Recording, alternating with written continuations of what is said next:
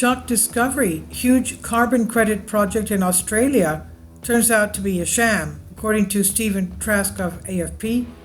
Australia's carbon credit scheme was undermined by damning new research Wednesday, which found a world-leading reforestation project had been an underperforming catastrophe, quote unquote. Vast swaths of land across Australia's desert outback have been earmarked for native forest regeneration, which is meant to offset emissions as new trees suck up carbon, but researchers have found that across almost 80% of these plantations, forest growth was either stagnant or that woodlands were shrinking.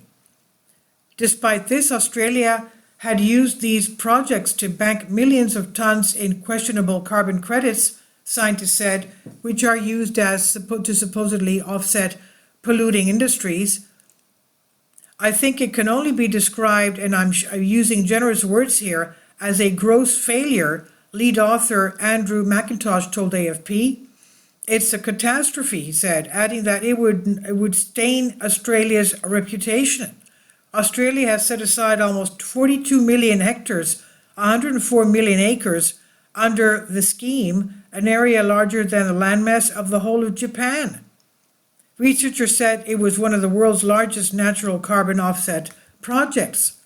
Officials claim that since 2013, the native forest spreading across its land has sucked up more than 27 million tons of carbon, but the peer-reviewed research, which used satellite imagery to chart forest growth, has cast serious doubts on this figure.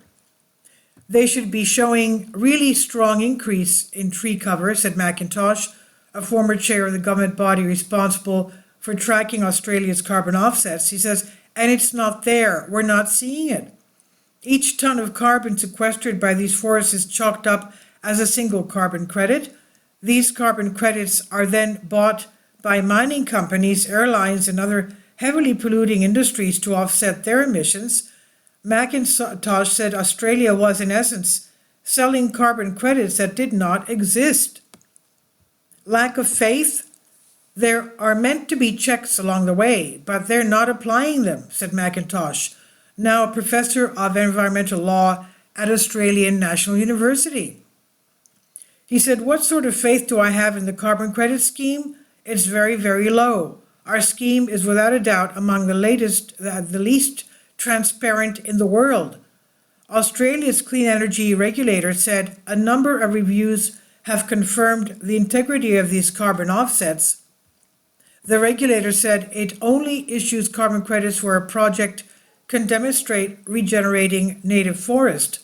Australian Climate Change and Energy Minister Chris Bowen said the assumptions underpinning the scheme remained basically sound, quote unquote.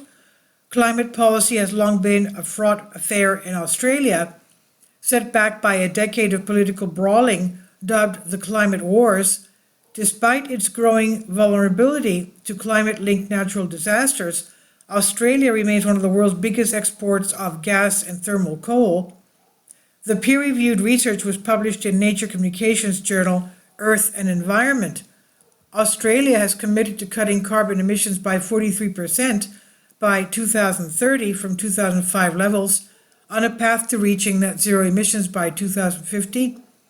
Australia's carbon dioxide emissions per person are among the highest in the world at 15.3 tons, surpassing even US levels, World Bank figures show.